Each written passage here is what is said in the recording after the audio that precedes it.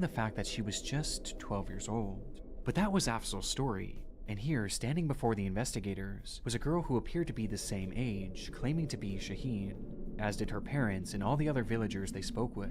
Though given that her face never even appeared in the video, it was also impossible to verify this. After meeting Shaheen, the group was informed that the remaining women lived even further away, and reaching them before sundown wouldn't be possible, forcing the team to return to Abbottabad, having only met 2 of the girls. But so far, their findings were extremely promising.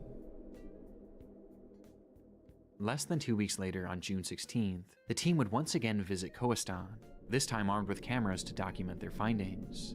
There, they would meet 2 more of the women, Serene Jan and Begum Jan. Much like the first 2 women, Serene Jan seemed to be a match, with her family and neighbors attesting to her identity, though it was noted that she was incredibly nervous and refused to speak unless her parents allowed her to, which was true also for Begum Jan. 487 people have subscribed to me.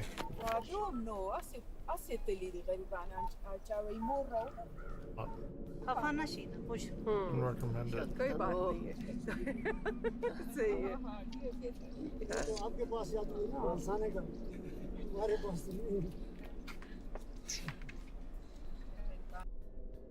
It was evident how nervous she was. She could hardly even force a smile, and didn't speak a single word. But despite this, everyone reassured the investigators that this was Begum Jan, and given how isolated the lives of Kohistani women are, perhaps her nerves were understandable. This left only the 5th alleged victim, Baziga, though she was nowhere to be seen that day, as she had supposedly fallen ill and was unable to come down from her home, which was even more remote than the team had gone thus far. But for the investigators, they had already all but confirmed that 4 of the women who Afzal claimed to have been murdered were still very much alive, with there being no evidence whatsoever that any executions had taken place, leaving the team with no real reason to believe any of his story. And days after their second trip to Kohistan, the news would break. Human rights activist Farzana Bari, who was accompanying the team sent to bring the Kohistani girls to the Supreme Court, says there is evidence that all the girls are alive. The Kohistan video case was closed. It was a swift end to such an alarming story, as after just a few weeks, in the eyes of the public and the government, the stories told about this video were deemed to be lies, and Afzal was the liar. But not everyone was so quick to agree with this conclusion.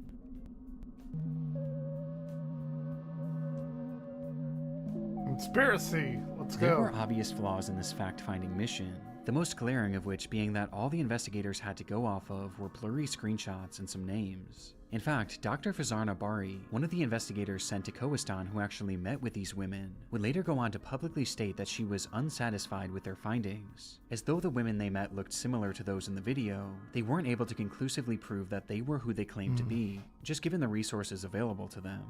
But if these weren't the women in question, then who were they? Why were they pretending to be them? And why was the entire village lying about it?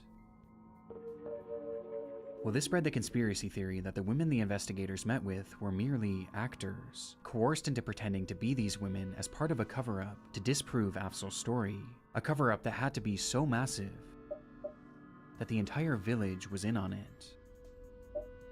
It seems unlikely, but there was a vocal minority in Pakistan that truly believed this, including Afzal himself, as in his mind he was certain that those women had been killed, and that he and his brothers were next. And so, with a small group of supporters by his side, Afzal vowed to continue his push for justice, and at the start of 2013, he would go to the courtroom in Abbottabad and file a motion to have the Kohistan video case reopened, a decision that had sudden and direct consequences. Days after Afzal's court filing, he received a devastating phone call that his brothers had been gunned down and murdered in cold blood, but not the ones you might expect. Afzal was one of 6 siblings, and at this point, 2 of his brothers were still in hiding, living their lives in a secret location, but the other 3, Sherwali, Shah Faisal, and Rafuddin, were living their lives as usual, believing that they were safe as they had no involvement in this fight whatsoever, though they were sadly mistaken. They were not. And on January 4th, 2013, while walking to their local mosque in Kohistan, all 3 were ambushed by a group of gunmen and met with a barrage of gunfire. Seconds later, all 3 were dead. The murders were shocking, and made even more so when the culprits were revealed as members of the slain woman's family, as well as the jirga that had called for their execution. And their motive was simple. This was revenge against Afzal for sharing his story, and for filing that application just days prior. And as if the group's message wasn't clear enough, they would then surround Afzal's home and fire over 1,000 bullets into the structure. Luckily, Afzal had already moved to a secret location out of fear of this very moment, but the incident left him forever shaken and forever devastated. As in trying to save 2 of his brothers, his fight had now cost him 3. But there was at least one minuscule silver lining, with that being that the Jirga and the woman's family had now proven themselves to be murderous. Dude, the fucking legend shit is... Man, that fucking shit, this is... But this didn't necessarily prove that they were actually the ones who killed these women. That was still just a theory, and a far-out theory at that. I mean, in the eyes of the Pakistan government, these women couldn't have been killed, as their investigators had literally met face-to-face with 4 of them. This was the main challenge that Reuters journalist Catherine Harold ran into after picking up the case. She had been reporting on Pakistani honor killings around the time of Afzal's press conference, and found his story to be believable based on her research into treatment of women in that region. But for his story to be true, then she knew that meant that the women presented to the investigative team couldn't have been who they claimed to be. And so she took an image of Begum John, the woman who looked particularly nervous during the investigation, and Begum's official government ID photo, and sent them both off to Digital Barriers, a company specializing in facial recognition technology, and asked them to compare the images and determine if these 2 women were actually the same person. The comparison came back at just 17%, or in other words, they weren't a match. This means that by all likelihood, this woman, the woman shown to the government as proof that Begum John was alive, and who the entire village identified as Begum John, was in fact an imposter. It's a revelation that shifted the entire case. Suddenly, this once far-off conspiracy theory was proven to be at least partially true, and if someone had been impersonating Begum John, then it was more than possible that the same had been done with all the other women. And just like that, the Kohistan video conspiracy was in full effect. The government of Pakistan, however, wasn't convinced by the findings. In their minds, they had already investigated these claims, and they had little interest in reopening the case. But Afzal persisted, and he continued doing anything he could to get this case a wider audience, and force the government to reinvestigate. He did interviews on TV, filed motions in court, and even ran for office in Kohistan.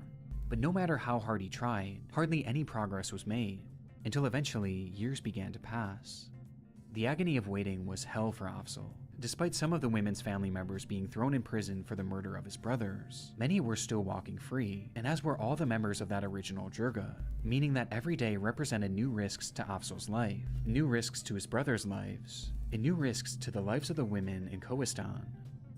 Since the alleged executions of those 5 women, Afzal and his supporters had discovered evidence of over 50 other honor killings that had taken place in that small village over the course of just 2 years. A shockingly high number of people considering how few people actually lived in that village, with these honor killings being described as common as the common cold. Every household was being affected by them, but no one dared speak about it. They were all too afraid. The Jirga held all the power, and speaking out against them would be breaching the tradition that they hold so dearly. And as a result, despite all the other killings, Afzal was still really the only one from the region that had been talking with the press, and this was finally about to pay off.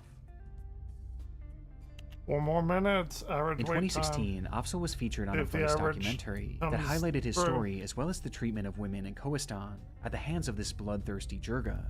मैंने वो अपने भाई की इंतकाम लेने के लिए आज तक मैंने हर किस्म की कोशिश करने की पोजीशन में नहीं हूँ, लेकिन मैं कहता हूँ कि उन लोगों को कुछ न कुछ सज़ा मिल जाए, आइंदा नस्लों को इस तरह की कोई तकलीफ न पहुँचे. It was an extremely compelling video, showing us just how much Afzal's life had been derailed by the whole situation, as he was forced to live alone in hiding, separate from his family, including his children, wife, and 2 surviving brothers, who themselves were also living in hiding, in conditions that they described as being miserable. The story was about as harrowing as it gets, and as soon as the video released, hundreds of thousands of people would watch it, thrusting the Kohistan video case into a worldwide spotlight. And with so many eyes now on the case, and with so many people now calling for the Pakistan government to reinvestigate, they would finally relent. That same year, in November of 2016, the government called on that Jirga once more to bring these women to Abbottabad and show them in their courtroom so they could personally verify that they were still alive. And this time, they outright demanded it. Failure to comply would essentially be seen as an admission to these murders. There was no getting around it this time, and so that month, A group of 5 women and their families were all brought down from Kohistan, and one by one led into the courtroom, with the hope of bringing this case to an end, once and for all. Revelation. To protect the women's honor, no photos or videos were allowed in the courtroom, meaning all we know about what happened inside comes from officials' descriptions afterwards. The first thing noted was the conduct of these women. The girls produced were observed to be extremely nervous and frightened. They were hardly able to respond to queries. They had incompatible reflexes and face expressions. In response to most of the queries, it was commonly observed that— Wait, whoa, hold on. Incompatible what? And frightened. They were hardly able to respond to queries. They had incompatible reflexes and face expressions. What does that mean? In response to most of the queries, it was that commonly observed that they were make supplied sense with to me. words from elders, especially about their ages and husbands.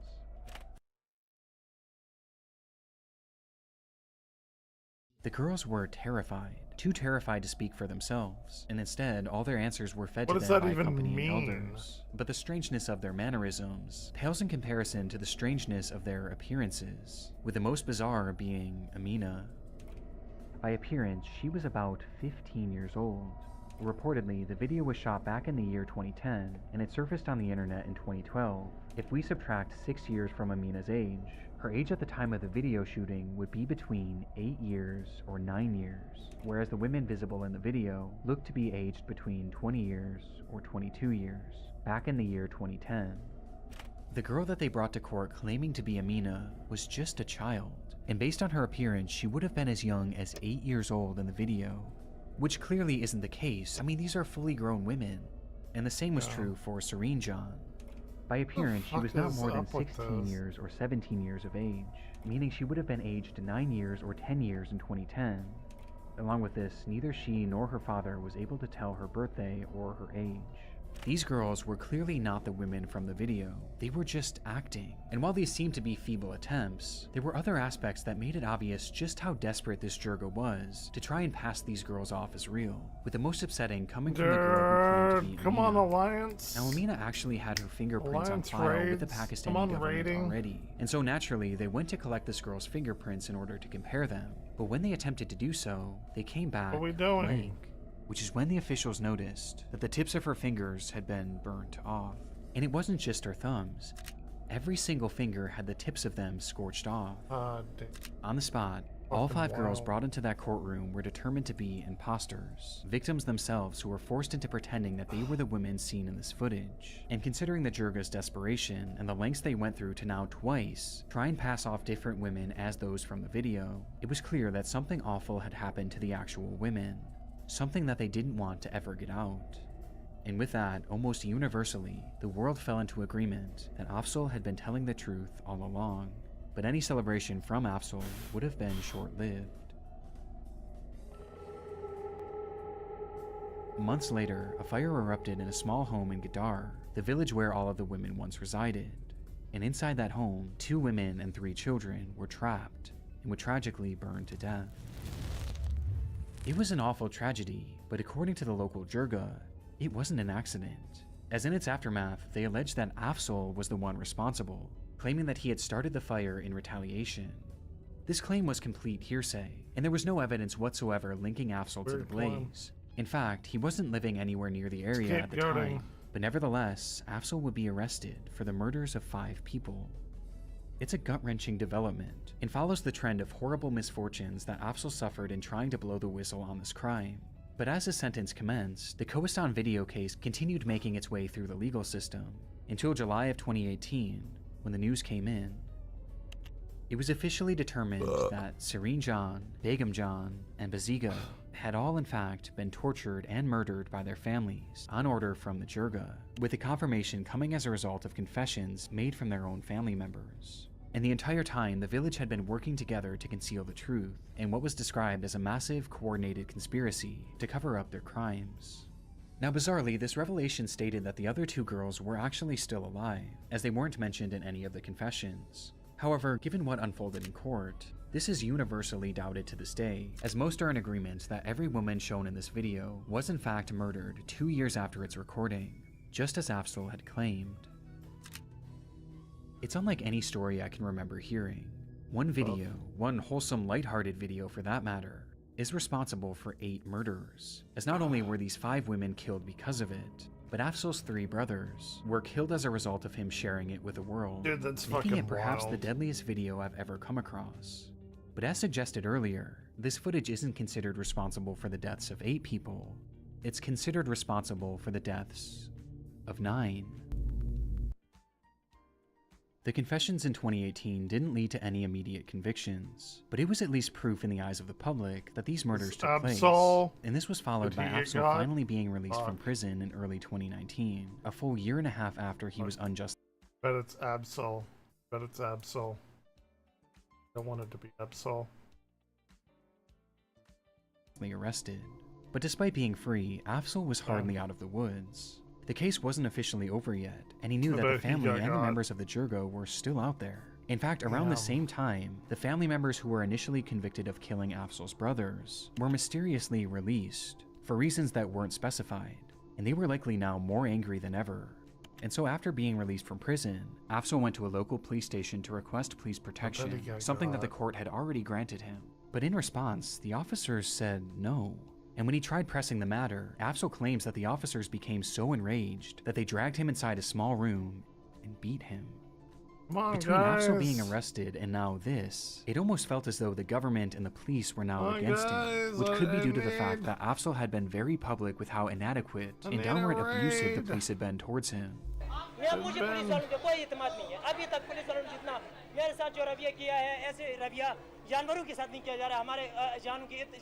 need a raid! With nowhere left to turn, Afzal would post a video to his social media declaring that his life was in danger.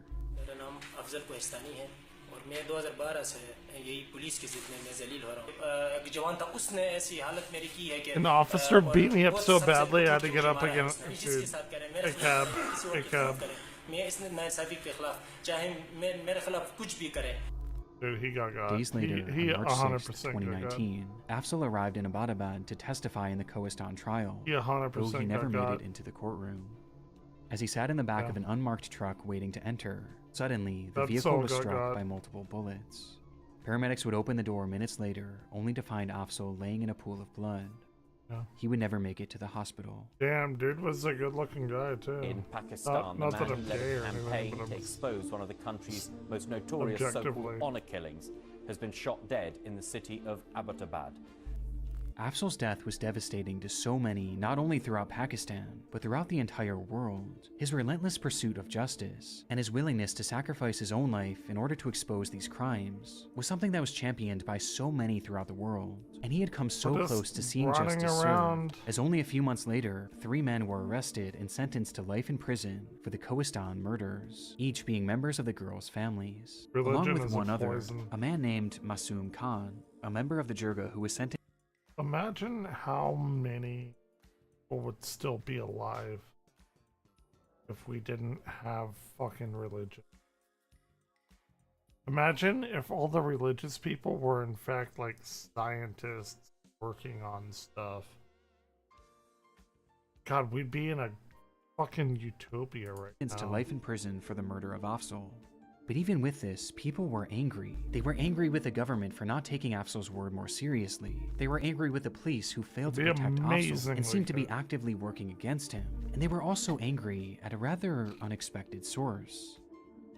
But you gotta believe in your made back in 2016 was undoubtedly part of what put this case back on the map and back in the court system. But right from its release, it garnered criticism for something that the showrunners had seemingly overlooked, with one commenter pointing it out. Wait, hold on a minute. Isn't it dangerous to expose his whereabouts like this? In the footage used, the crew seemingly showed the outside of the hideout where Afzal had been living, as well as where his family had been hiding. And in response to Afzal's death, many were quick to blame the documentary. You people had literally shot his location and his family's location. Damn, you killed him. By disclosing his hideout, Afzal Kohistani was killed by his enemies. This is really shameful and against the ethics of journalism. That's a dope-ass name, Why did you show Afzal and his family's hiding place? And while it may seem a little extreme to blame a documentary made 3 years before his murder, it's given a bit more weight by the fact that Vice had actually re-uploaded the documentary to their Vice Asia channel at the end of 2018, where it went completely viral, gaining more viewership than even the original upload. I've never Months even later, heard Afzal of would be this, killed, so and to this day, this is many still fucked believe up. that Vice played an unintentional role in it. But again, this is just public speculation, and at the end of the day, it was really on the police and the government of Pakistan to protect him, and they failed. Yeah, because religion, like, you know, our numbers are called Arabic numerals for a reason. Like, there used to be a time in which Middle Eastern culture was grounded in science, and it just became whatever the fuck it is now. Like, our numbers are based on this shit. It's insane that this is what it's become. And Christianity, too, and Judaism. Israel committing genocides everywhere. Islam, fucking awful. Like, Christianity, I'm trying to combat my own fucking home state. All of it is just so fucking stupid. It's so dumb. Like I just don't understand. But it is what it is. It's a heartbreaking end to a heartbreaking story, and follows this trend of misfortune that Afzal dealt with throughout his life. And unfortunately, that trend continued even after his death. Devastatingly, the 3 men arrested for the murders of these women would be unexpectedly released from prison in 2023, only 4 short years after their initial arrest. A far cry from life in prison, like they were originally sentenced to.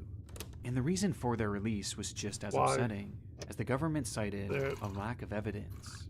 These 3 men literally confessed to the killings, and they even discussed how they disposed of the bodies afterwards. What? They confessed, told them how they disposed of the bodies, and there's a lack of evidence. Like, what the fuck? And yet there suddenly wasn't enough evidence to keep them in prison, despite them already being convicted. Meaning that after all of the death in this video, the murders of Afzal's brothers, the murders of these 5 women, and the murder of Afzal himself, only 1 man is currently in prison.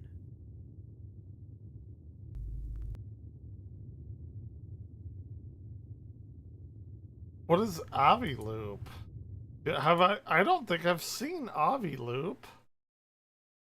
Did I miss this Nick Crowley story?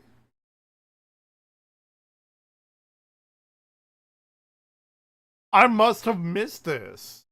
I have not seen Avi Loop. This was a month ago. Yeah, fucking finally, Jesus Christ.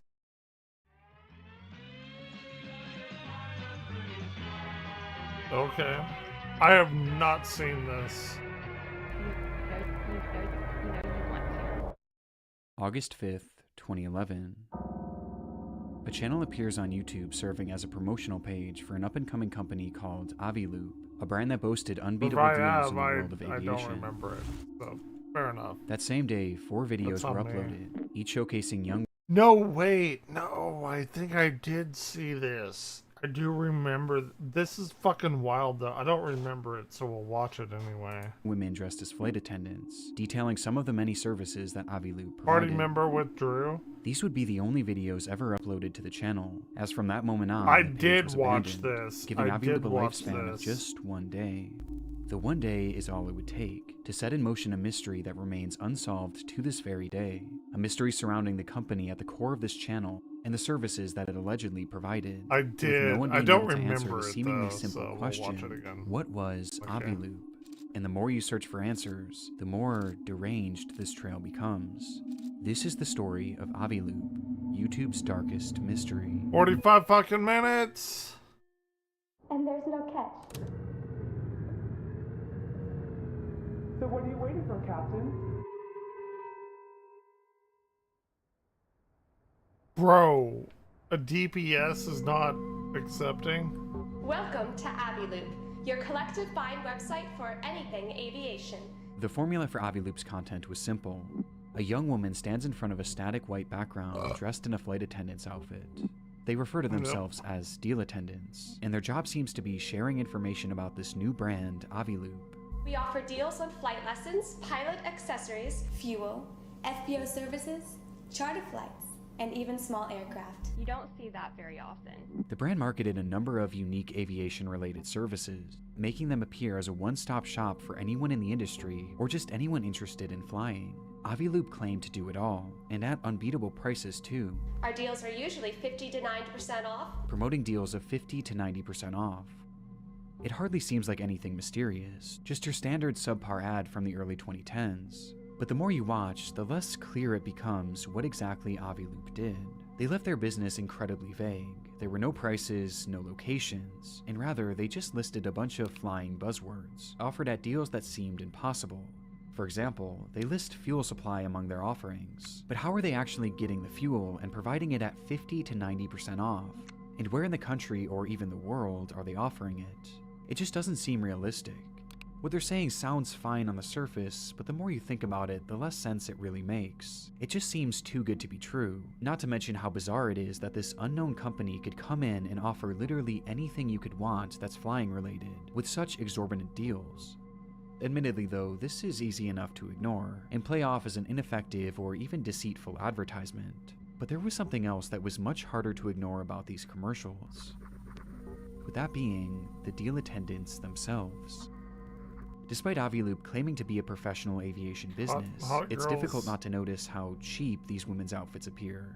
They're clearly costumes rather than real flight attendant uniforms, and they're clearly over-sexualized too. They're essentially dressed as fetishized versions of actual flight attendants, which is bizarre as one of the services that Aviloop claims to provide is staffing for flight crews, which would include actual flight attendants. Yet, for whatever reason, they chose to dress these girls in seductive costumes. If they were trying to make these advertisements look professional, they were failing miserably. And it wasn't only the outfits that had a strange sexual undertone to them. It was also the script that the girls were reading. Whether you want to learn to fly, charter an airplane, or just they got the costumes from like Spirit Halloween or something. So what are you waiting for, Captain? And remember Top Gun? Clearly your attractiveness increases with every flight under your belt. Bizarrely, the videos themselves were filled with sexual innuendos. Anyone who claims that humans were they're not incredibly fly, never cute, experienced the thrill of their own successful landing. Get ready to fly big boy airplanes. They were clearly trying to be more than a little flirty, which goes hand in hand with the outfits that they were donning.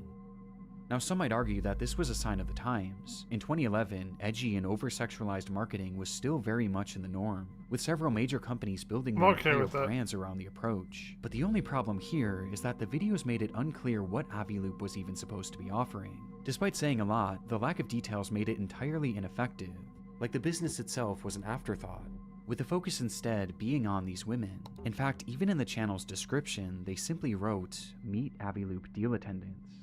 This is the official page for a brand new company trying to promote its services, and that's all they had to say. That's how they marketed their entire company.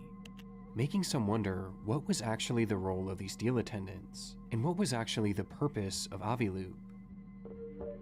The first and most likely theory at this point is that Aviloop was an overambitious company that used over-sexualized marketing to build intrigue around its brand, at a time when others were doing the same thing to great success. Well, everyone... Oh, maybe they weren't even off the ground yet and over-promising on services that they hoped to one day be able to provide. But for the time being, we're just throwing out there to get more people to visit their website. Embarrassing. But with such a focus on these deal attendants, and just how strange these videos come across, some were left with a different theory. That rather than Aviloop using sex to sell their service, maybe sex was their service. Ooh. The theory goes that Aviloop was a front for pornography or even prostitution, poorly hidden under the guise of this fake aeronautics company.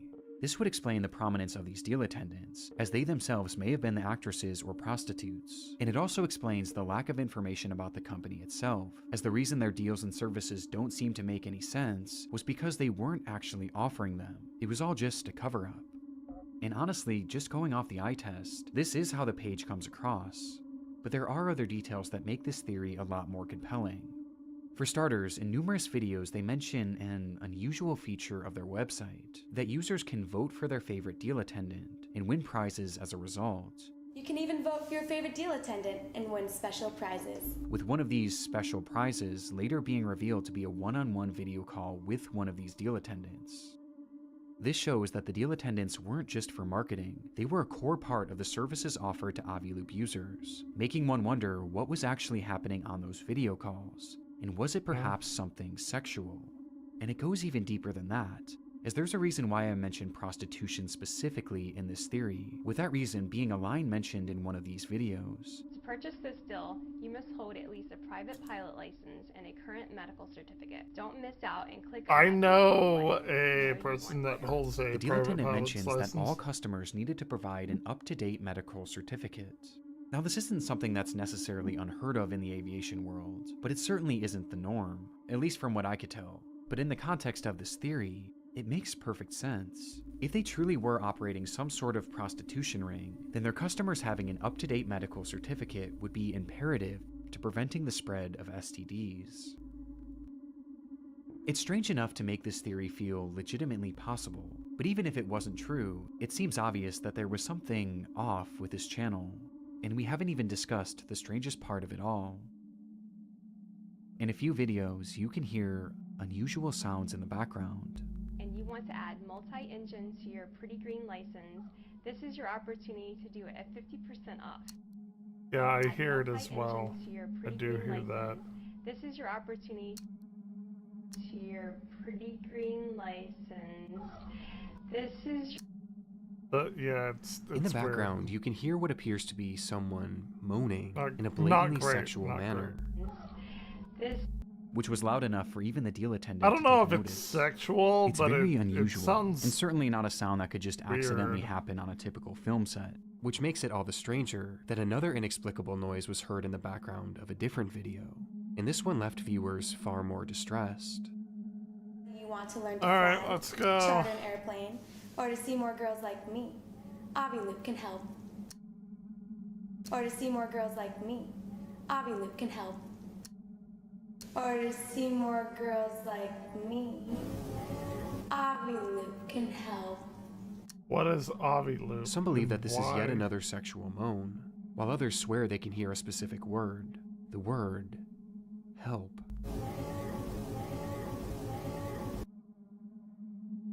It's incredibly concerning, especially if this prostitution theory is true. I mean, there's just so many implications to it. Given the link between prostitution and human trafficking. But again, this could all be part of the marketing. Maybe this was all just a ploy to get people to visit their website, roping you in with these sexualized, creepy, and even concerning videos that almost demand that you dig deeper. Well, if this is the case, then surely visiting their website would help put this mystery to bed. At the time these videos were uploaded back in 2011, those visiting the Aviloop website would be met with a rather lackluster experience. The homepage was dull and uninviting, and seemed about as vague as the videos promoting it. However, they did have an About section that attempted to describe the service more in depth. There, they mentioned that the primary goal of Aviloop was safety, as they believed that making training and other aeronautic services more accessible could in turn help prevent accidents, which strangely was never even hinted at in their videos, and is never mentioned again on any other portion of the website. But it was in this About tab that they listed even more services that they claimed to provide. Services like navigation equipment, headsets, and pilot vacations, among many other things. Basically anything even remotely related to flying, they sold it. Or at least claimed to, and they insisted that they did so cheaper than anywhere else, by using collective bargaining, a process that they would go into greater detail about. Basically, Aviloop acts as a third party, partnering with aviation businesses to promote unique deals on their site. Each of these deals has a quota that must be hit for it to actually go through, so if enough people buy the deal, the quota is reached and everyone gets a voucher to do or receive whatever they paid for. But if the deal doesn't reach its quota, then everyone is refunded and the deal is voided without any cost to the users or the business. Aviloop was the middleman, which could explain how they managed to offer such impressive deals and such diverse services. Though again, this is just what they were saying, begging the question, was anything actually being sold on Aviloop.com? Well, there actually was. The deals were sorted by general locations, and most consisted of flying lessons, museum trips, or even temporary tattoos. However, there was something unusual about these listings. Bizarrely, almost every deal on the site was marked as completed, each having ended in 1969, which obviously was impossible. There were only a select few deals throughout the entire website's history that were ever even active, and even then, there didn't seem to be a way to actually purchase them. This end date of 1969 was either some sort of glitch, or it was intentionally set that way, as the year just so happens to be yet another sexual innuendo. So what should prove the company's legitimacy actually only makes this company seem more suspicious. It was like they were trying to make it appear as if they were selling all these different things, yet in reality they were hardly offering anything, and what they were offering wasn't even available for purchase. This set me on a hunt trying to find any sort of testimonials or reviews from any Aviloop customers, but strangely, I couldn't find a single one. In fact, the only proof that I could find that anyone actually used the service was an Aviloop patch that I found floating around on eBay. And the only reason that this is at all significant is that these badges were included in most of the offers on the website. But this isn't substantial in any way, shape, or form, and it's clear that the seller wasn't actually a customer and was instead a patch collector that must have somehow obtained it, making me question if anyone actually ever bought something from this website, and if this whole marketplace was really just a ploy. Which takes us back to that lingering theory. Just like the Aviloop channel, the website featured these deal attendants, and just like the channel, they seemed to be the primary focus. I'm in Their involvement Alliance was plastered A, all so over the I website, am in with the the whole left business model appearing to hinge on their one. involvement, which the site was not afraid to outwardly admit. What is the first thing you look for on our deal pages? We understand. Go ahead, check out our deal attendants. They sure are stunning. Vote for your favorite deal attendant for a chance to win a one-on-one VIP video chat with one of the girls. You will find our models are not only beautiful, but also fun and interesting to talk to. Just have fun. Feel free to bask in the glory of your win, and be the envy of your friends. After all, not everyone gets to brag about video chatting with supermodels. The process of voting for the best deal attendant was something that they heavily pushed, going as far as to reward one voter each week with the aforementioned private video call. And when discussing these calls, they not so subtly hinted that they weren't just ordinary video chats, writing, "You will be talking to real successful fashion models with exciting backgrounds. Many are big aviation fans, so you will have a lot to talk about. Exciting. You never know. Vote, win, chat. You never know." The allusion to sex was way more prevalent on the site than even on the channel, with this line seeming to hint that winning these video calls could entail some sort of sexual encounter with the deal attendant, which only seems to bolster this theory even more. But unlike the channel, here we're at least given a bit more context as to why these women or deal attendants are being used, and according to the site, it wasn't as sinister as it seems. Under the business section, which is used as an FAQ for companies wanting to promote their deals on Aviloop, they wrote, "What is the deal with deal attendants? Doesn't really matter. As a business, you have the option to include a professional video of one of our stunning models on your deal page for a flat fee. She will deliver a 30 to 60 second message describing your promotion. Our deal attendants are real professional models who work for high-end clients. Why should I include a deal attendant? Although our promotions get a lot of exposure, adding a deal attendant has the potential of making it viral on social media sites. Promotions that include a video tend to be extra successful."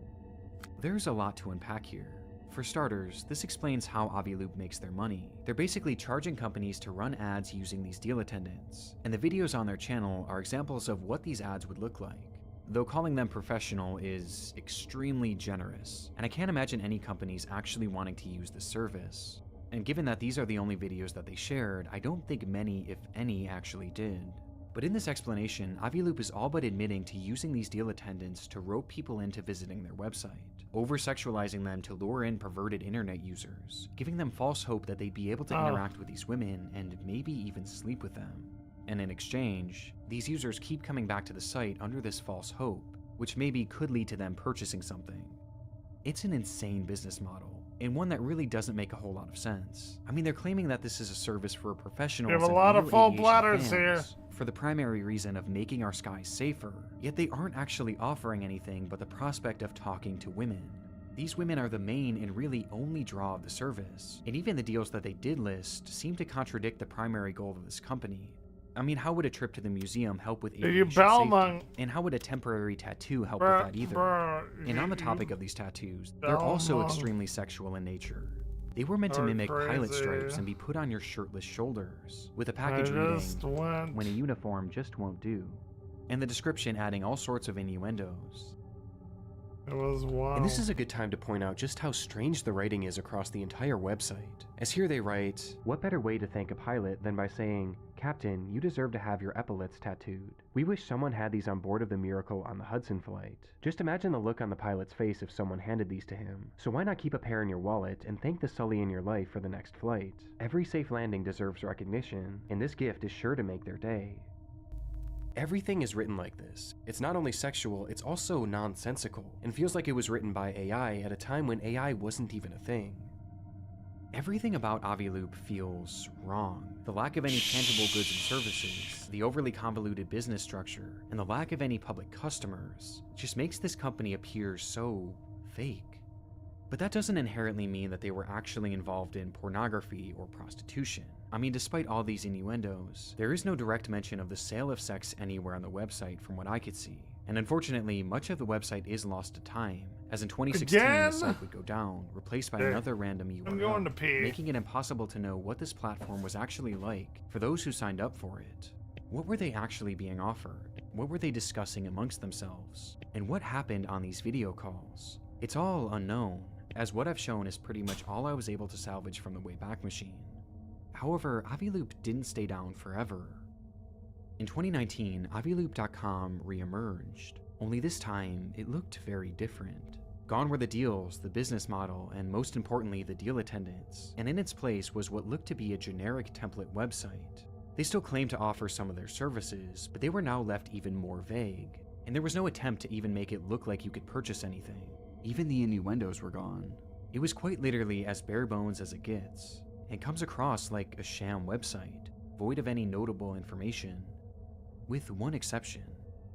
There was a single new addition to the site, as at the very bottom you could find a short bio, not of a deal attendant, but of a legitimate pilot named Nadia Marinko, the creator of Aviloop. This revelation is huge, as Nadia Marinko was a well-known and extremely successful pilot, which makes Aviloop all the more confusing, as you would think that her involvement in the company would help legitimize it, and make it seem more likely that Aviloop was a real company after all. But instead, it actually did the exact opposite, as her involvement plunges this mystery into a whole new depth, a depth far darker than we've yet to discuss.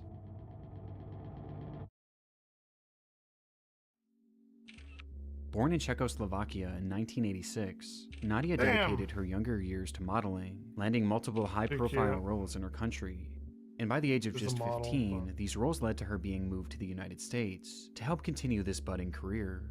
But by 20, her interest had shifted to a different kind of running. Yeah, we're good. She became obsessed with flying and had a natural talent for it too, quickly rising through the ranks and gaining certifications faster than most others could at that age. By 25, she was considered extremely accomplished for someone so young, and her resume would soon reach a wider audience when she began leveraging social media. I'm a big fan of the state.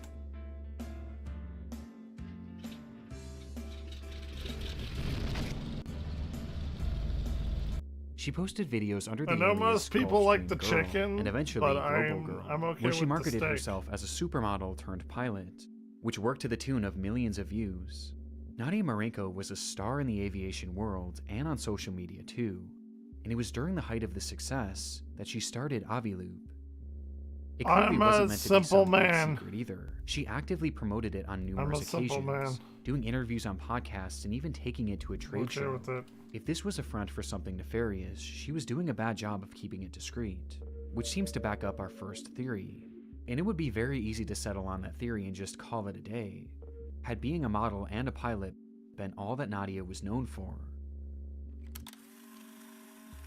You see, there was something that she was hiding from her audience, a secret in the form of a bond with one man whom she was working closely with at the time that Aviloop was launched. A man by the name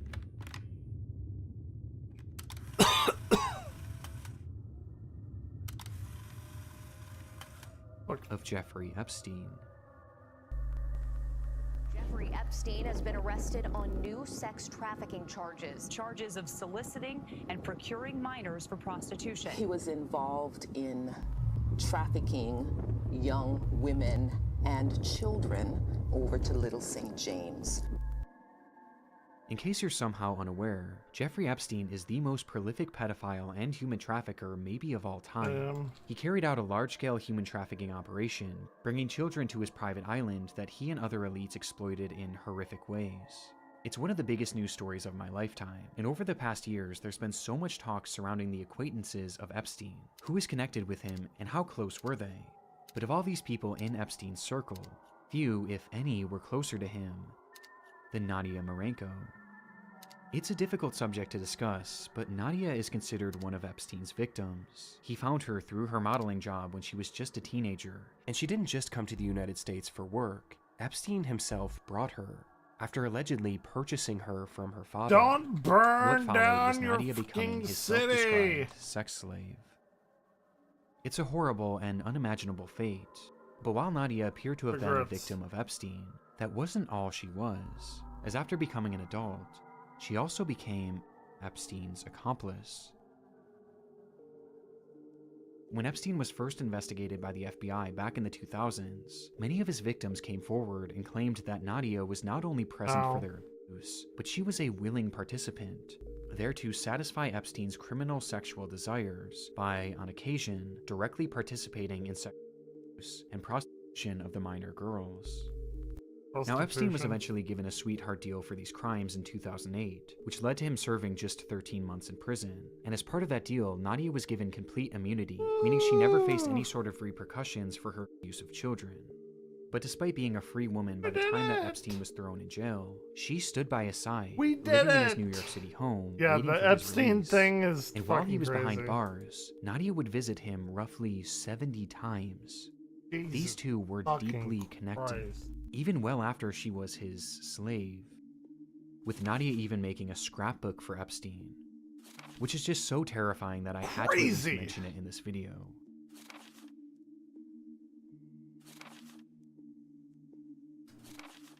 It would be several years later in 2012, a time when Nadia had long since left Epstein's home and his control, that Nadia would rejoin his operation, this time with a brand new role.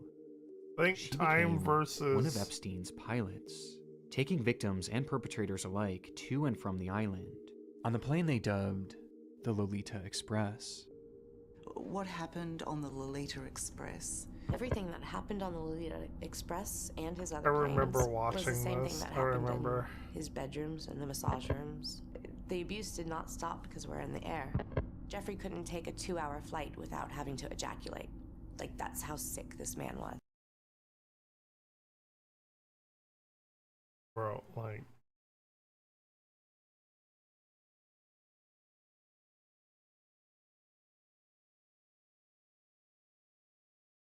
And let's just watch the thing.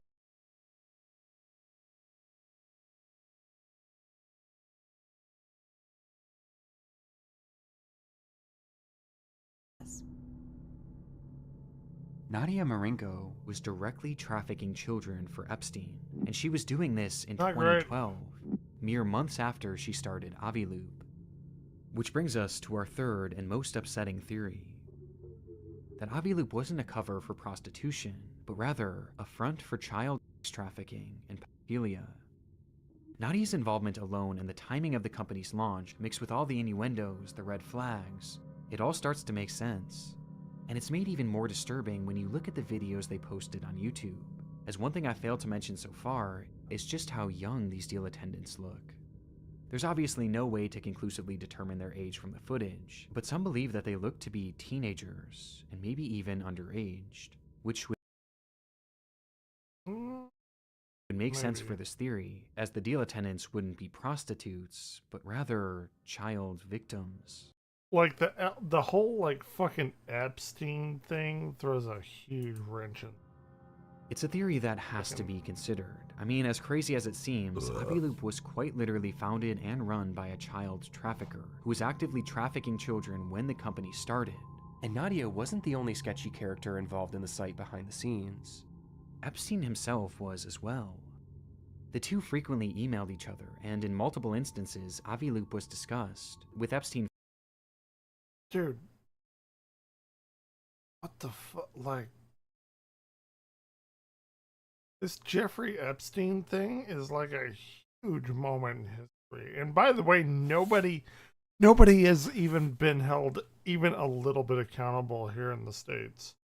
All around the world, people are stepping down. They're going through the legal system in their respective countries and stuff. Not one here in the States. It's fucking wild. It's wild. Frequently giving her advice. In one email, he wrote to her, "Website is cool, mix of porn, Groupon, and flying. The marketing campaign could be, buy with us, we give a flying fuck." His mentioning of porn here is just more confirmation that Aviloop wasn't just an aviation company, but this also shows that Epstein was helping with the company, shit. and he wasn't just doing this through friendly advice. Throughout his emails, you can also find dozens of receipts from transactions with Aviloop, totaling hundreds of thousands of dollars of payments sent directly to the company. Jeffrey Epstein was an investor in Aviloop, and a big one too, and he seemed to believe in the service so much that he even appeared to use it himself, as emails show him inquiring about booking flights through the company. Nadia at one point even offered to help Epstein through Aviloop, writing, "Is there anything I can do for you? I can find a deal through Aviloop on anything you want. Airplanes, helicopters, cheapest charters, discounted fuel, or a new model/assistant." She's literally offering Jeffrey Epstein a model through Aviloop, which more than hints at this theory being possible. I mean, she spells it out. And if they were in fact trafficking children through this service, this could give us a blueprint to how they were able to get their victims. Maybe they were finding models and having them fly out under the assumption that modeling is all they would be doing. Maybe these videos were even their tryouts for their roles, which they did without even realizing what was to come. I mean, these women were referred to as models on the Aviloop website. And remember, modeling is exactly how Epstein found Nadia. And it's also how he found so many other victims, as he was known to use the modeling industry as a means of recruiting young and underage women, offering them high-paying jobs and potentially career-making opportunities, in order to lure them in. So maybe this was all part of the operation, or maybe Nadia was simply taking a page from his book, and using the same style of entrapment that he used on her. It's so disturbing to even consider. And there's one more email that I believe is the most disturbing of all, that could allude to their alleged trafficking. An email with the subject line, "Old Terry Coconuts." I ordered sweet young coconuts from Thailand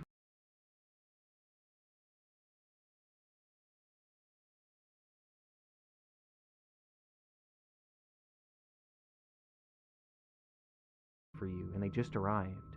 Very yummy. I was going to ship them to you in Paris, but I hear you are coming back, so I will send them to 71st with Sarah, just so you don't have to drink juices from Old Terry things. Epstein was notorious for using code words in his messages, and it's not hard to see what Nadia may have meant by sweet young coconuts. So was it a joke or was it a coded message? It's hard to say, but this email was sent on November 13th, 2011. From Thailand? Just 2 Like, what is it about Thailand? Like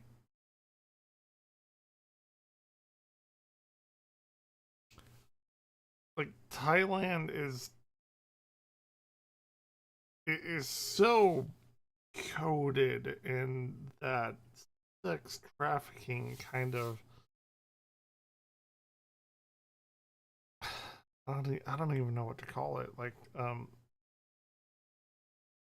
just all of that stuff is centered around Thailand. Like, what the 2 months after the launch of Aviloop. Welcome to Aviloop, your collective buying website for anything aviation. So what was Aviloop? Well, to this day, we still don't have a true answer, but everyone has their theories, and most of them are not good. Many legitimately believe that Aviloop was a front for child trafficking, and I can see why. The connections and the strange material on the website and the channel make this impossible to write off as just some crazy conspiracy theory. And if this theory were to be believed, it makes the Aviloop YouTube channel that much more disturbing, as these videos would be advertisements for a human trafficking service that potentially included the victims as the stars. Oh!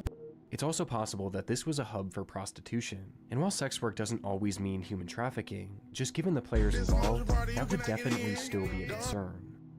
There's also still the possibility that Aviloop was secretly a porn website, like Epstein seemed to suggest in his email, with this content perhaps occurring on those one-on-one video calls. And there was one email that I found that was sent from Epstein's assistant, Story Howells, that makes this feel even more believable, as Epstein asks him what he was up to which Story responds, "Just playing online at Aviloop. Pouring rain. Love it, love it." The way these people communicate is just so weird and hard to decipher, but playing online at Aviloop certainly seems to suggest that this wasn't just a typical daily deals website. And if porn really was the draw, I think given the secrecy of it, but like there are like thousands of porn websites out there. You want to jerk it and go to a porn site, then do it. And the people connected, I would still be very concerned about where they were getting these actresses, and if they were even of age. Nadia's legal team has pushed back on these theories, claiming she was merely Epstein's victim and nothing more. And someone who allegedly worked at Aviloop claimed that the ad campaign was merely meant to be provocative. And that's all. But this just feels so hard to believe. And regardless of which, if any of these theories are true, it seems so obvious to me that Aviloop was never meant to just be a normal company. I even question if perhaps Nadia had created Aviloop as a fake website, which Epstein could then funnel money into in order to make it look like Nadia was earning legitimate income, something that she needed to prove in order to get her US visa. Talked about evidence over money over living in Slovakia. Only today, Aviloop revenue otherwise so much. Which her emails to Epstein show she was clearly struggling with. And she seemed to allude to this at least being part of her reasoning for creating Aviloop in the first place, and part of the reason why she was asking Epstein for money. And ultimately, the only way she ended up getting that visa was through a deal that she made with the FBI that involved her informing them on Epstein's crimes. Her work directly helped lead to his 2019 arrest.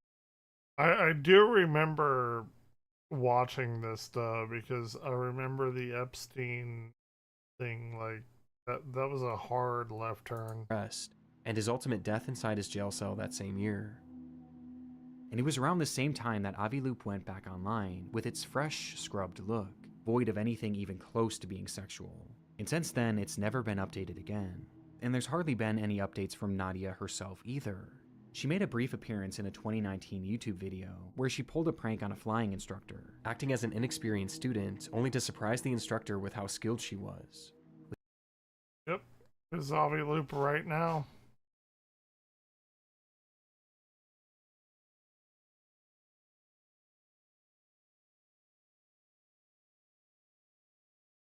I mean, she is incredibly attractive. Was founded by a female pilot, Nadia. Fashion modeling to aviation. With I don't Nadia know going as far as to dress as a child. But since then, her trail goes pretty much cold, and once the Epstein files started releasing around 2024, she disappeared from the public eye. I don't know, man. Bizarrely, from that point on, the only trace of her seems to have come from images and videos from a monastery, which she seems to have joined. Nadia Marinko's work with the FBI and the immunity that she was given all those years ago makes it feel unlikely that she'll ever be prosecuted, or even investigated for whatever this whole operation was. The reality, though, is that we don't know the full truth about Aviloop, and it's involved in one of the most twisted and deep rabbit holes in human history. A rabbit hole filled with so many layers and cover-ups and corruption that I just hope that somewhere within all of it, we can eventually find an answer to the question, what was Aviloop?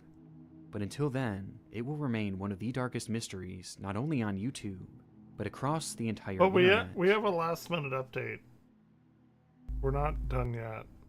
Hey guys, I actually have a super last-minute update here. I'd completely finished this video, but there was something that was still bothering me. The question of who were these deal attendants. I initially tried looking for information that could give us an ID, but everything was just wild speculation. But I decided to give it one last look, and I'm glad that I did because I actually think I identified 2 of them. I found an article that reported one of them as being a woman named Shannon Cusack, which explained that Shannon was actually a friend and maybe even roommate of Nadia at the time that she was starting up Aviloop, and at the time of filming this ad, she was actually in her mid-20s. It seems like she might have just been helping Nadia out at the time with this. She even listed the job on her LinkedIn supposedly, though it's now since been removed. The other deal attendant that I might have found was Ashley, and it was actually thanks to a YouTube comment. And what's interesting about her was that she was a model, but she was also in her mid-20s around the time of filming this. And based on her blog, she continued to have a normal modeling career and seemingly normal life after her time working with Aviloop, before she sadly passed away from cancer. And from what I've seen, there isn't much to hint that she was ever a victim of anything Epstein related. This is huge because a lot of people were falsely claiming that this girl was Ashley Martinez, a missing girl whose family is still searching for her to this day. But this doesn't appear to be the case. The only deal attendant that I wasn't able to ID was Claire, who does happen to look the youngest. But knowing now that these other women were of age, I feel more inclined to believe that maybe the women shown on the channel weren't actually victims of the operation, or at the very least they weren't children. But obviously I can't say this for certain. And that's not to say that that wasn't happening behind the scenes, of course. This just adds another layer to this mystery.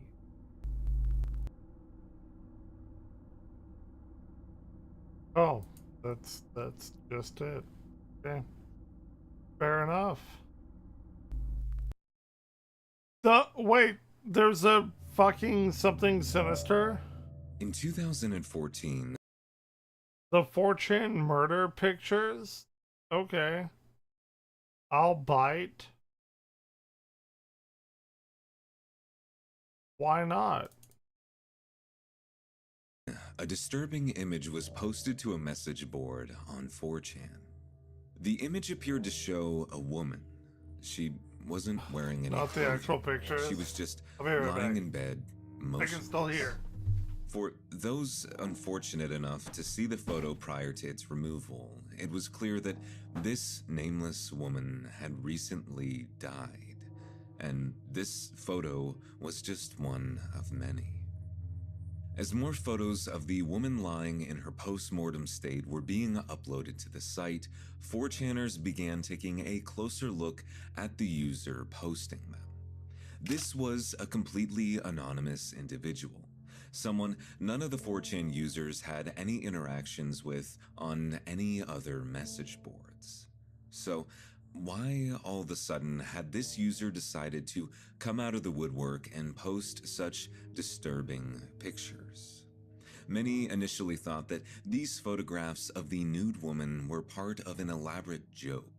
The woman was maybe a paid actress or a friend of the OP who decided to pose for a scary photograph. It was a little strange that she agreed to do it nude, but I guess weirder things have happened on the internet.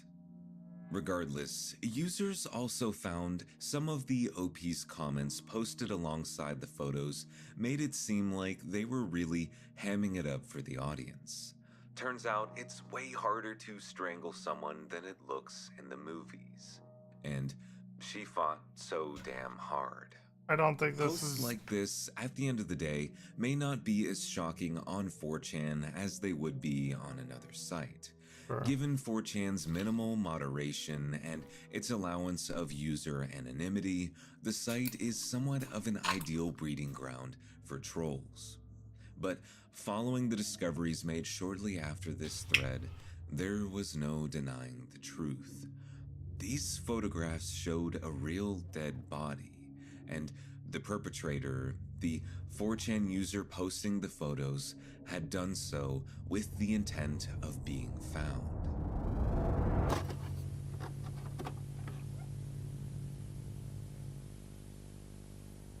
This emotion party, you cannot get in. Don Julio on drink gin.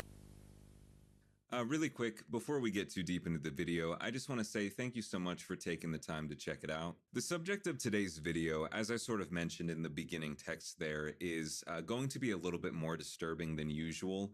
I know the channel's called Something Sinister, but I do this stuff a lot, and this one bothered me. So just please make sure to check in with yourself. And it's gonna be a really if you bad enjoy this one. video and you are not already subscribed to the channel, please consider doing so. I also have a Something Sinister Patreon, which I will link down in the description below. It's just $5 a month, and you get some extra perks like early content, ad-free videos, you know, stuff like that. Okay, thanks for listening to me yap a little bit. Let's get back to it. This one's gonna be good, I think. In 2014, an officer from the Clackamas County Sheriff's Department was patrolling a wooded area. This one's gonna be good, I think. Maybe.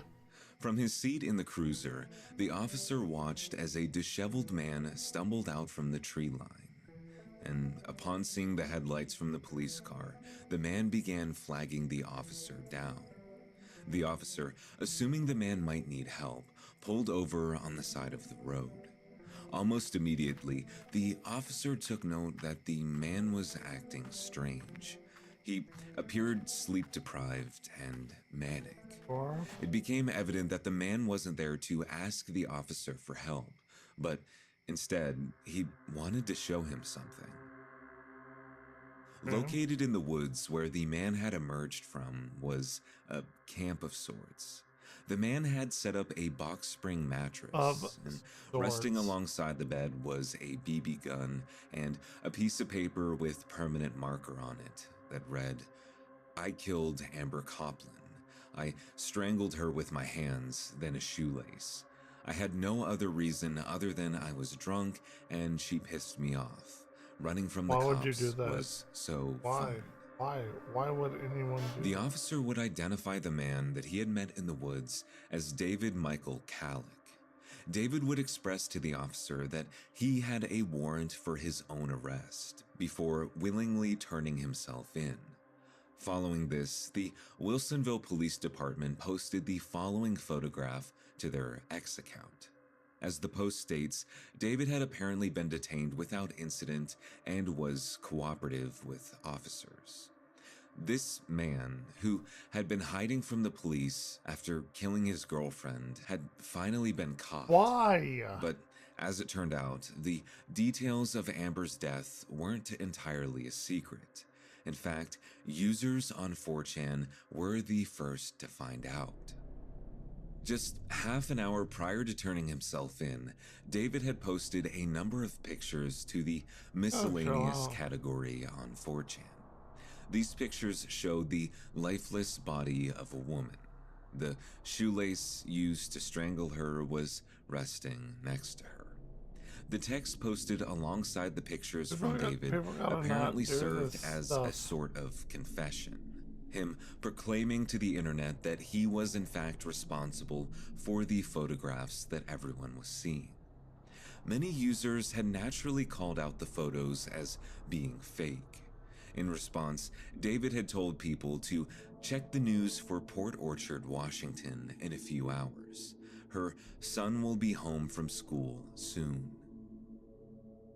The woman mentioned in the cryptic note found in David's camp, Amber Coplin, would in fact be found dead in her home following the disturbing 4chan posts. Just as David predicted, she was found by her son. By the time police got to Amber's home, they found her lying in the same room where the pictures from 4chan had been taken. She had a pillow over her face, and her ID card was placed on top of it. Written in permanent marker on the card was the word "dead." David had put it there prior to stealing Amber's car and fleeing into the woods. It would later be determined that David had suffered from organic brain syndrome from years of extensive alcohol use. Therefore, it was organic. What?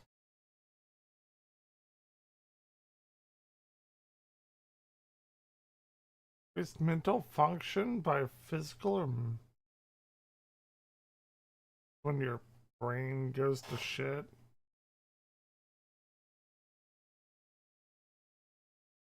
Unlikely that he had the capacity to premeditate Amber's murder.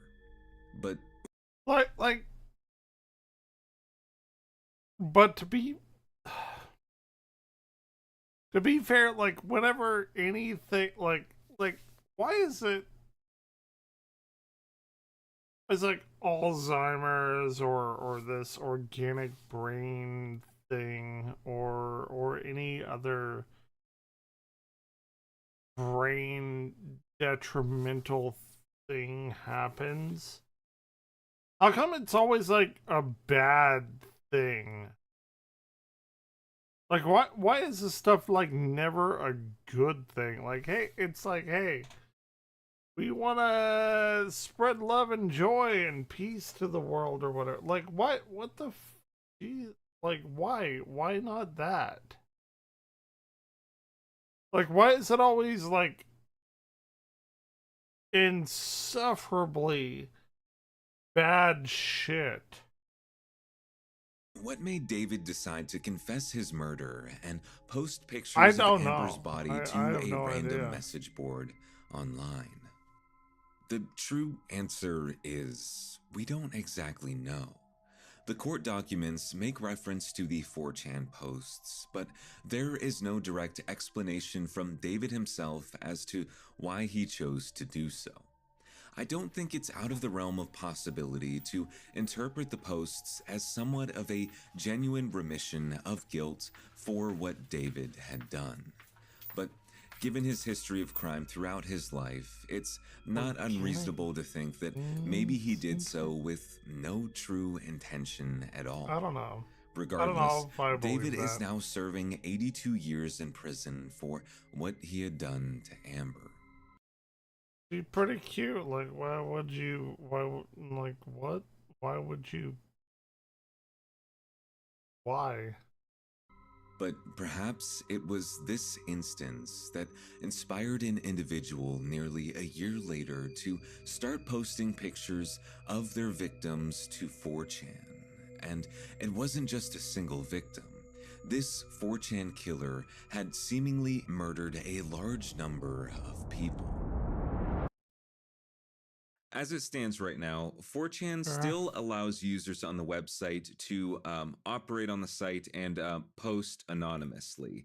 But that's not to say that the site is not capable of tracking user metadata, which it totally does. It's a very similar situation to the Kik app. If you didn't see my video on Kik, I'd recommend checking that one out. Kik is an app that, you know, a lot like 4chan, sort of boasts, you know, its feature of allowing users to post anonymously and stuff like that. But at the end of the day, it still logs IP addresses and will, you know, if something illegal is happening, they can provide that information to law enforcement or whoever is requesting it. So long story short, while users can, yes, choose to post anonymously, the site can still track them. And this became particularly important all the way back in 2015 when one 4chan user in particular started posting what many have considered to be the most disturbing images that they have ever seen. The random board on 4chan is a place where individuals can post stories and information that may or may not be real. Dude, As the description states, only a fool would take anything posted here as fact.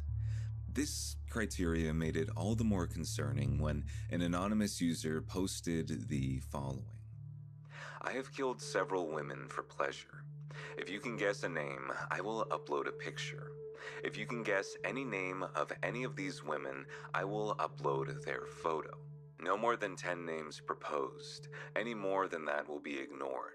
Some are Polaroids and others were taken with a disposable camera. I also have pictures of them before death when I was able to do so. If you can guess all the names, I will show you where I dumped a body in 1999. The first one is free as her name is unlikely to be guessed. Located next to this text was an attachment. This photograph, left by the anonymous user, showed two photographs. The first was a graduation picture of a young woman. It's a little hard to tell from this photo, but it looks like her cap has the date 1997 on it. The picture next to this graduation picture, which I can't show here, is much more disturbing. It shows what appears to be a photograph of this same woman resting on some sort of white sheet. She is lying motionless and looks to be covered in dried blood. The piece of paper below these two photographs reads August 21st, 2005. The natural question was, if this was actually a legit photograph of a deceased woman, why would anyone post it to a public forum? But given the events with David and Amber that took place just a year before, it was now entirely possible that this entire thing was real. In response to this photograph, a user on the thread decided to play along with the killer's game, posting 5 different guesses as to the name of the woman in these photos: Shannon, Kelly, Madison, Courtney, and Trisha. One of these names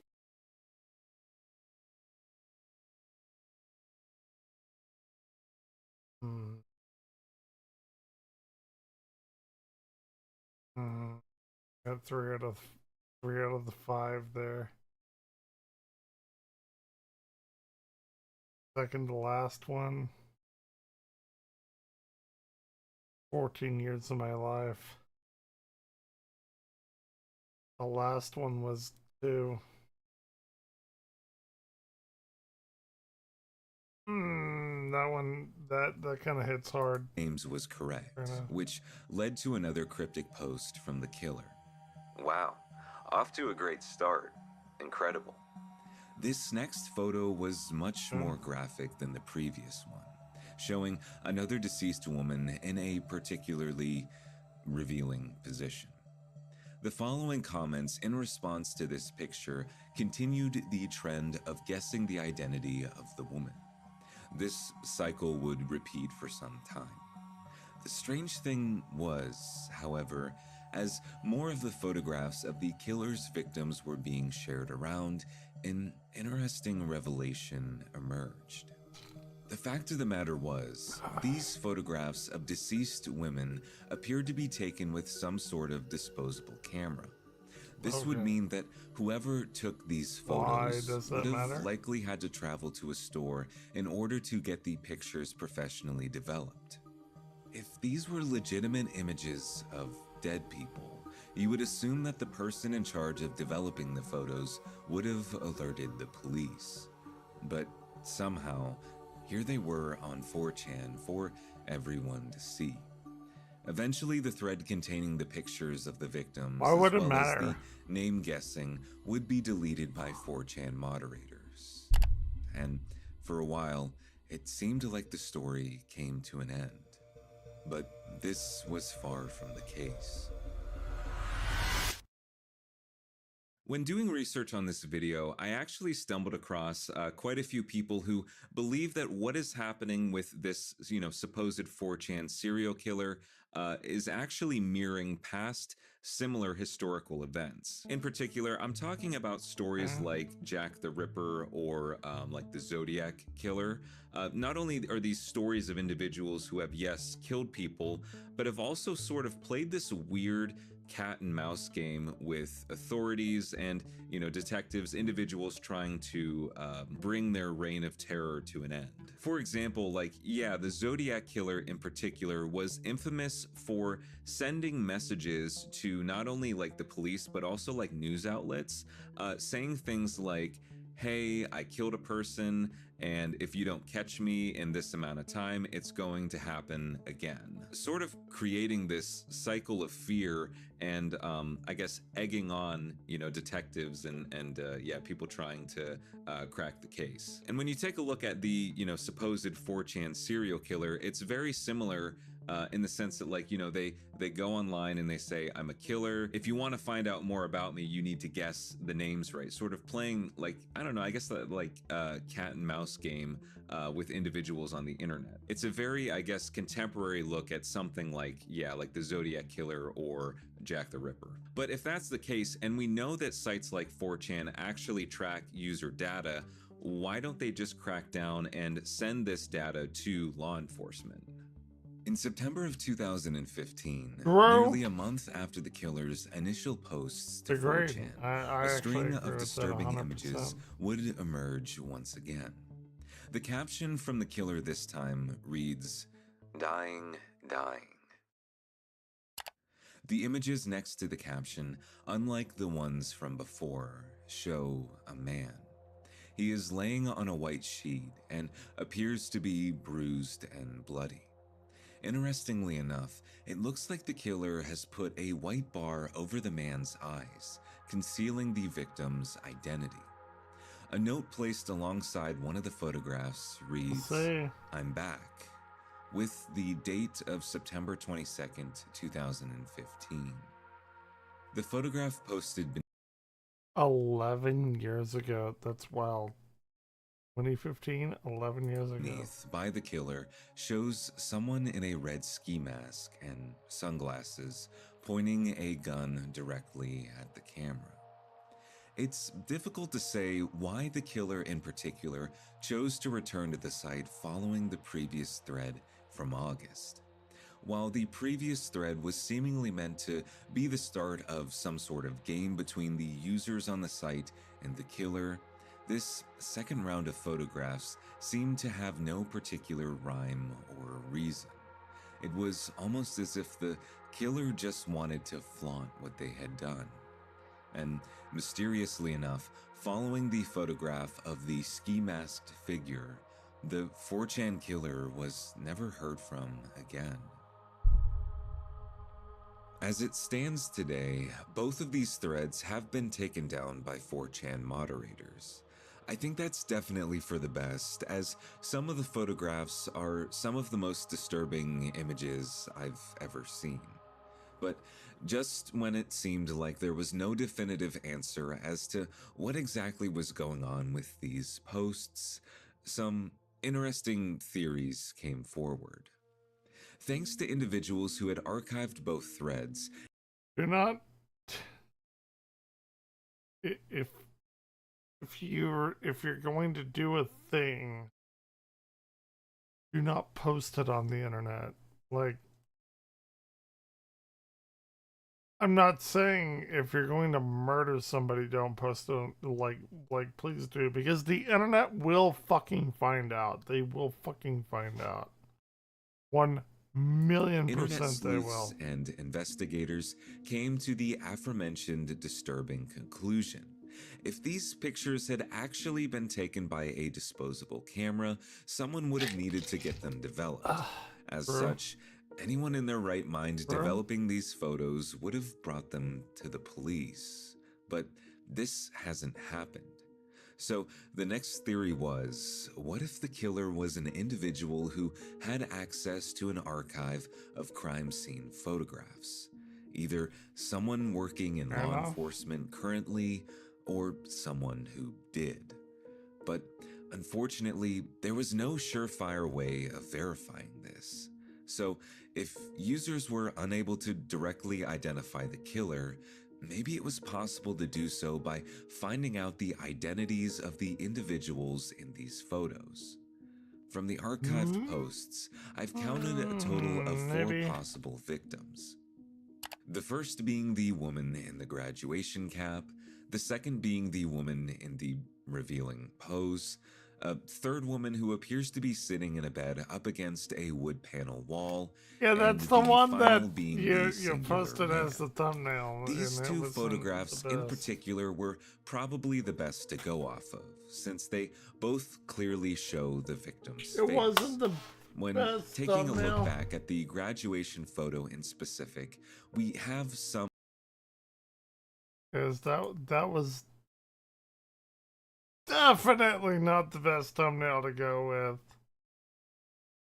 with. Details to go off of. But whatever. This was a woman who had graduated in 1997 and had potentially been killed or gone missing in August of 2005. Given that we know one of the 5 names listed here is the first name of the woman, it was only a matter of process by elimination. And just like that, one of the 4chan users researching the case was able to make the following breakthrough. Okay. So really quick, regarding the identity of the woman in this photograph, I'm not sure why it took me so long to realize this sort of discrepancy in the story, but I thought that I would share it with you because I know that some of you are going to notice it. And I want to bring this up because I did not identify this woman in the photograph. This is all, information that has been passed down over the internet. I'm just collecting it and presenting it in a manner that hopefully is easy to understand. The woman in this photograph, the graduation photograph, is Shauna Maynard. That has been confirmed through a number of sources, and we're about to get into her story. But what's a little bit confusing is this woman's name is Shauna, and we are led to believe for the longest time that one of these 5 names that I mentioned before that were left behind by 4chan users trying to guess the name of this girl. The killer says that one of these names is correct, and it's believed to be Shannon. And I'm not sure if this was a mistake from the killer themselves or what exactly happened, but this is not Shannon Maynard. This is Shauna Maynard. So that's a little bit confusing. Her name is Shauna, not Shannon. Okay, let's move forward. In December of 1997, just a few short months after her graduation, Shauna Maynard decided to leave home while her family was attending a Christmas party. From here, she was able to successfully make it to Las Vegas. Here, she stayed with some friends in a small, cramped apartment. It's difficult to determine exactly whether or not Shauna was working at the time, but there are some theories that believe she was working as an escort. This ultimately led her to meet one disturbed individual. On one night in particular, Shauna reached out to a friend in distress. Over the phone, Shauna told her friend that something bad was going on in the apartment. It sounded like Shauna was arguing with someone before she hung up. Unsure of what to do, the friend would reach out to police, notifying them that Shauna might be in danger. Just an hour later, reports of gunfire were heard around the small Las Vegas apartment complex. How's the doggo? And then, nothing. Doggo's good shit. By the time police got to Shauna and her friend's apartment, Shauna was nowhere to be found. She had seemingly disappeared and would remain missing until the following day. As the sun came up and detectives began searching, they received a call from 2 individuals who had found what they described as the body of a young woman at an intersection in Vegas. Upon arrival at the scene, the officers confirmed that this was the girl they were looking for. But what's strange about this case is that despite being found in 1998, we still don't know who is responsible for Shauna's early death. This naturally made the original posts left behind by the 4chan killer all the more haunting. If there was no way of confirming who was behind Shauna's death, there was no reason to believe that the individual from 4chan wasn't the perpetrator they were claiming to be. But this is where things get questionable. When looking into the case of Shauna Maynard's death, you'll find that when police found her, she had been shot a total of 17 times. But when referring back to the first photo What? Wait. Whoa. 17? Posted to 4chan by the killer, the murder photograph on the right-hand side, which is supposed to be Shauna's dead body, does not appear to show any signs of 17 gunshot That's a lot of fucking gunshot wounds.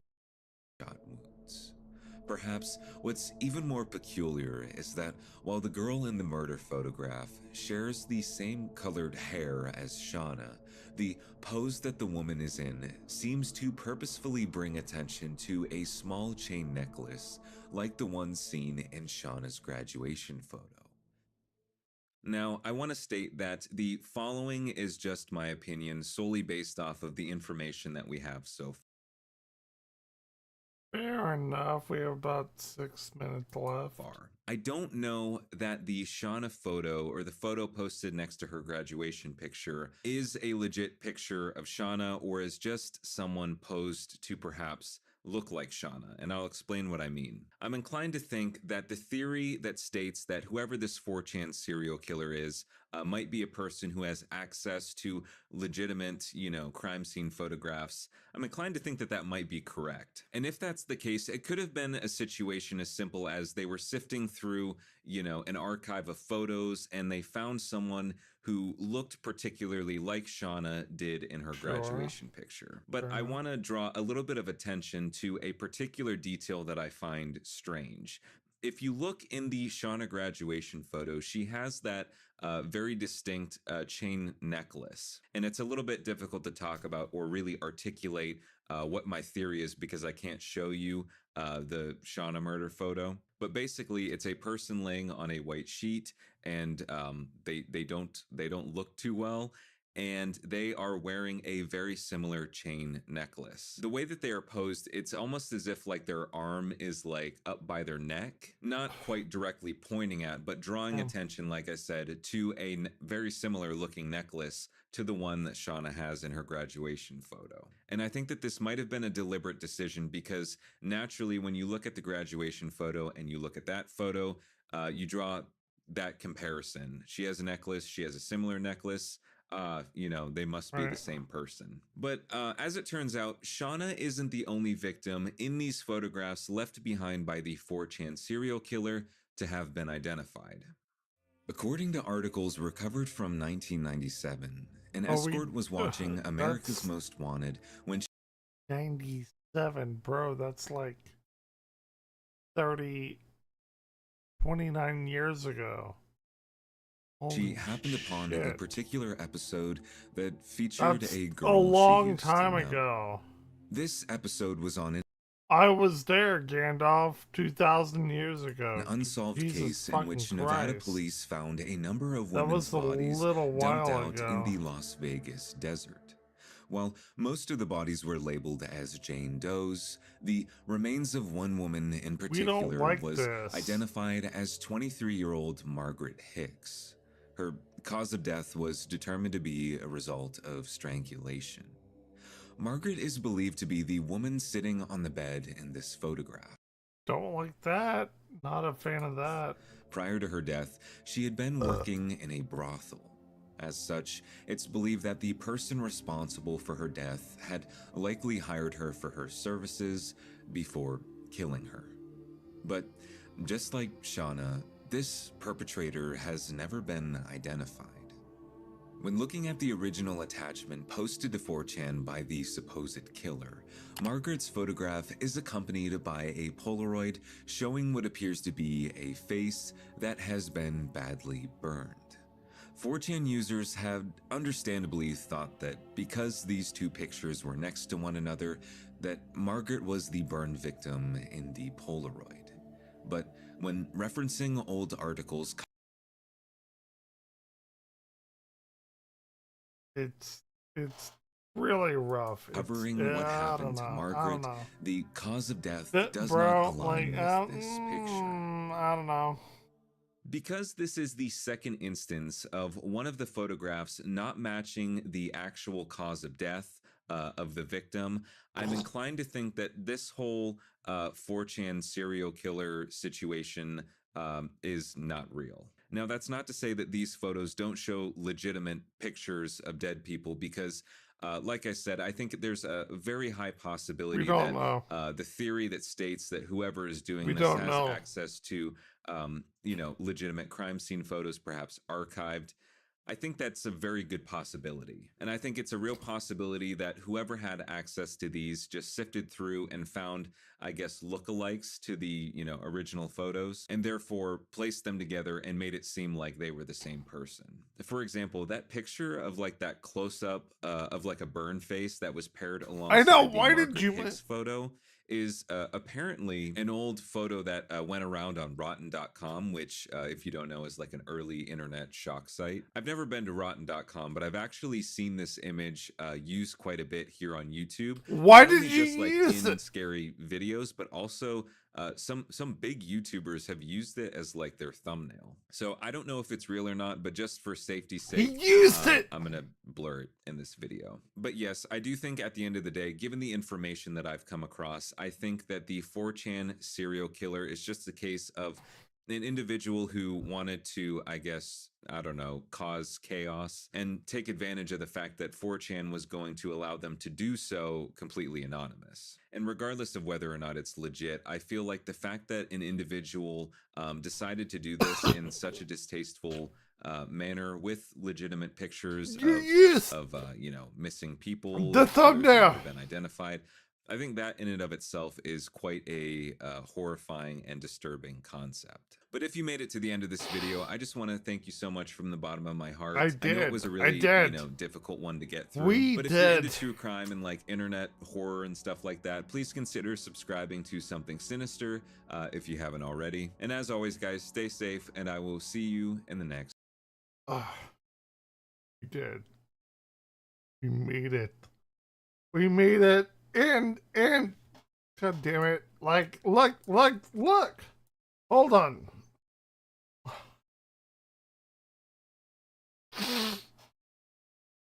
Don't worry about the big titty women I have on here. Hold on. Look, he showed the picture. Like, whenever I posted the whatever the link, youtube.com, 4chan darkest threats, this is what it posted. I have no control over what it posted. BTW, actually BTW.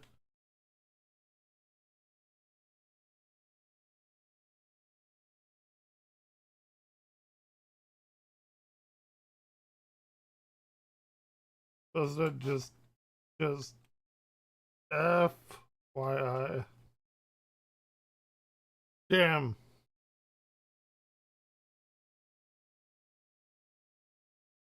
That is a wild pick.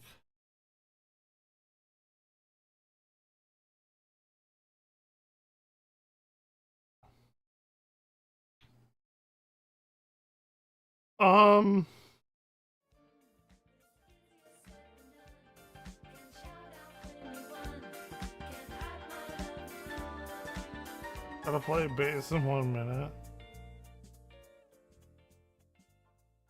I already know this. I'm not even going to dignify him with a click. 1 second. I will be right back. I will be right back, baby.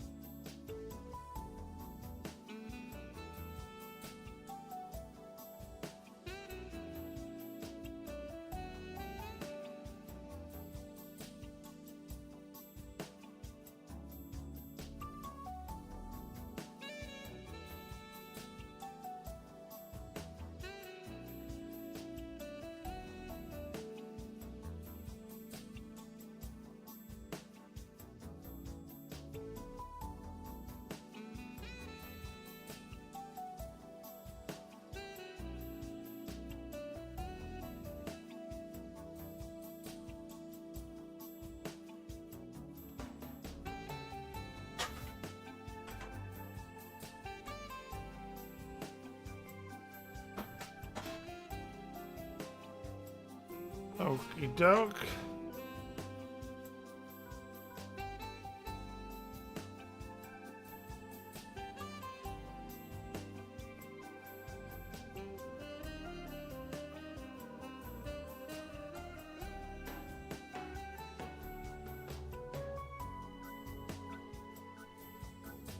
Okie doke.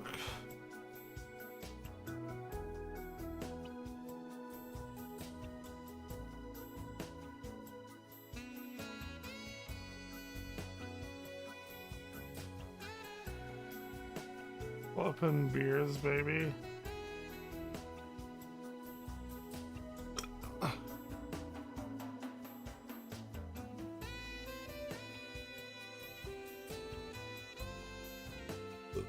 I don't think I'll be up at 11. I don't think that's happening.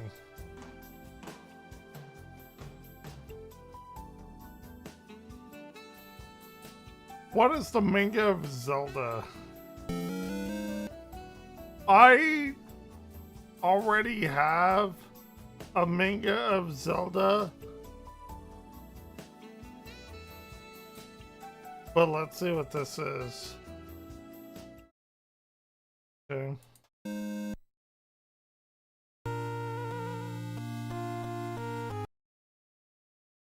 So, Samus is my favorite character, but Zelda is my favorite series. That makes sense? I don't know.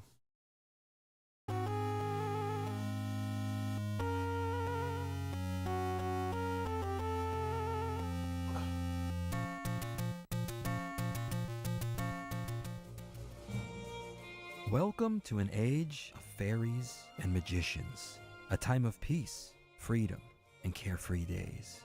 In that era, a small kingdom named Hyrule dwelt the most beautiful princess that had ever been known, a young woman named Zelda, who was one day... Zelda doesn't hold a candle to fucking Samus, but I do main Zelda in Smash, so fair enough. Long ago, abducted. Princess Zelda is brought to the fortress of the Dark Lord Ganon.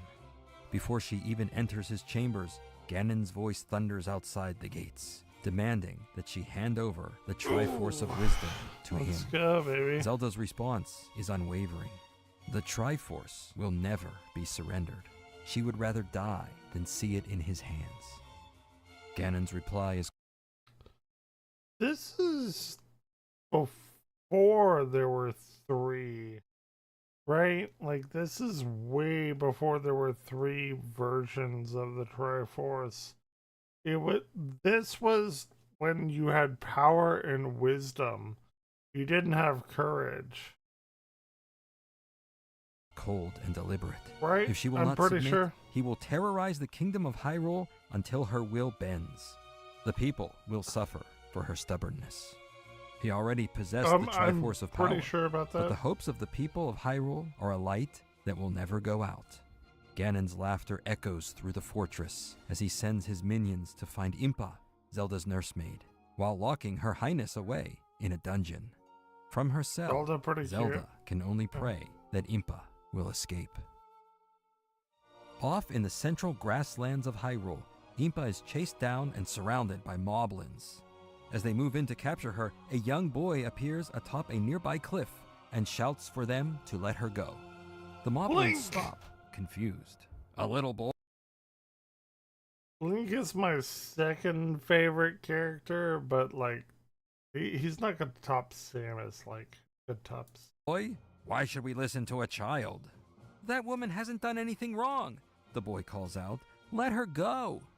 You're making a big mistake, boy. We serve the Dark Lord Ganon. Nobody interferes with us. The boy, Link, doesn't hesitate. I don't know who that is. I did not know about this. Watto, his feathered companion, flies beside him and adds his own defiant chirp. The moblins rush forward. Link stands his ground, fighting back with all his might. The remaining moblins retreat, leaving Impa behind. Link rushes to her side. Are you hurt? Impa looks at the boy, this child who has risked everything for her, and knows in that moment that the gods have answered her prayers. I won't make it, she says, pressing a pendant into his hands. You must take this to an old man living in a nearby cave. As soon as Link holds the pendant, it illuminates with a brilliant light. Impa's eyes widen. The legend is true. The pendant gives light only in the presence of the Chosen One, the one who will drive evil from the world. Thank the gods I found you in my lifetime. She grips his hand with what little strength remains. Find the old man in the cave. Meet him. Save the princess. Save Hyrule. With that, Impa is gone. I love it. Zelda feels something break inside her. Weeping in her cell, she can feel Impa's death as short as if she had been there. Link, holding only the pendant and Impa's final instructions, sets out into the Actually, what I'm going to do, I'm gonna save this. I thought we were going to get like a little breakdown of in a breakdown, like a breakdown of not just the regular fucking story. So if we're going to get the regular fucking story, then I genuinely don't necessarily want that right now. Base in 1 minute. How to play bass in 1 minute. Get yourself in position, plug in, volume up, nailed it. Pluck with index and middle. Fret with all 4 fingers. Play a slide to feel cool. Listen to the kick. And place your notes. Follow the guitarist's. Guys, I can teach you how to play music on pretty much any instrument. Now, not drums, not percussion. I can't do percussion to save my life. But any kind of other instrument, if you want to be part of my band, let's go.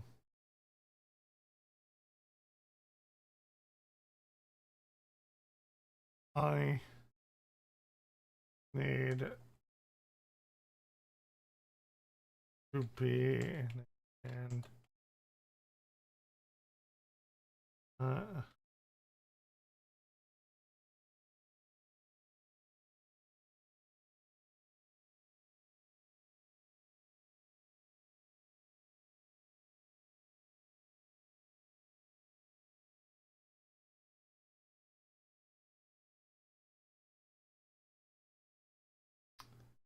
I'm ready to be part of Smokey and the Raw Sauces.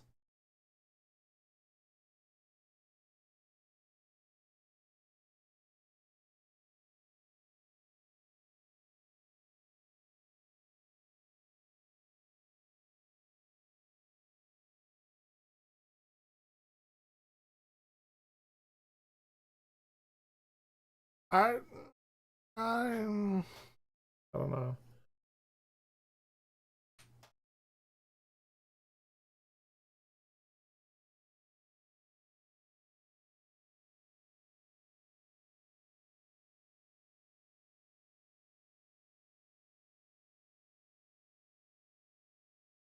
But people do not want me.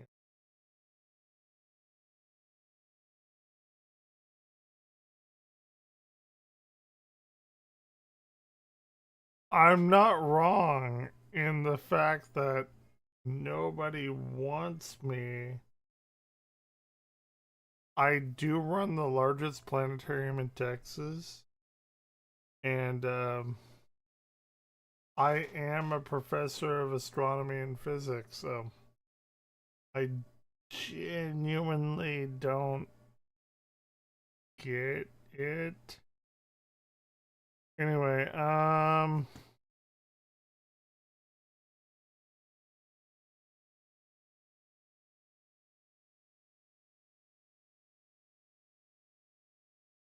it's 7 a.m. in the morning time. Not.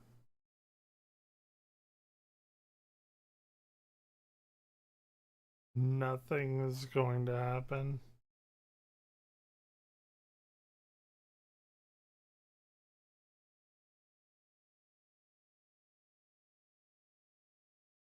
Hold on. Foreigners in the U.S. for the World Cup have refused mandatory tips.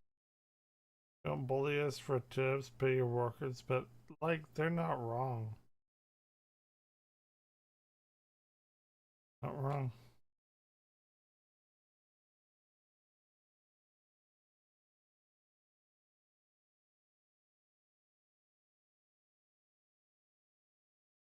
Employers should. Yeah, I think everyone is like agreeing. Super fun.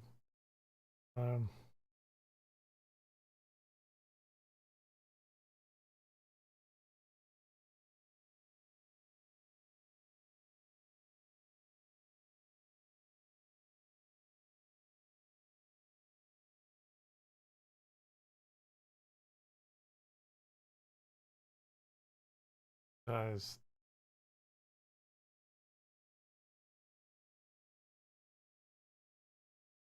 What are we doing? What are we doing? Okay.